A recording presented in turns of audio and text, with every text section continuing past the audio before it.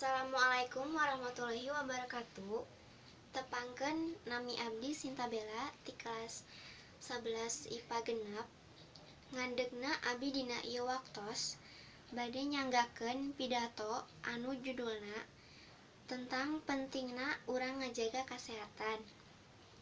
Sataacana hayu urang panjatkeun puji sareng syukur ka Gusti Allah Subhanahu wa taala nu mana dina ieu kasempatan urang sadaya tiasa ngariung dina kayaan sehat walafiat.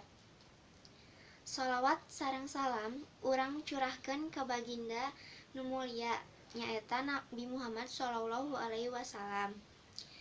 Kusabab anjeunna urang sadaya tiasa ngaros nikmat iman sareng nikmat Islam. Jeung mudah-mudahan urang sadaya kaasup umatna. Amin ya rabbal alamin. Hadirin anu kusim kuring dipika hormat, urang teh kedah mika cinta kanu kabersihan diri urang. Sangkan hate urang ge suci jeung bersih.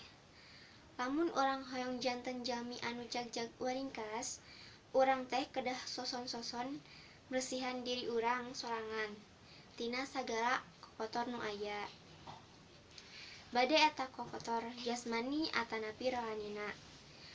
Upami bade meresihan kokotor jasmani, urang teh kedah mindeng mandi, meresihan lingkungan jeung sagala kokotor anu nyebabkeun panyakit di diri urang.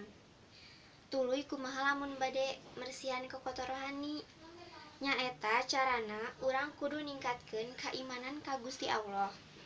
Ngan anu kudu diinget teh, sehat lain ngan saukur bersih hungkul, tapi urang kedah ngagerakeun diri urang.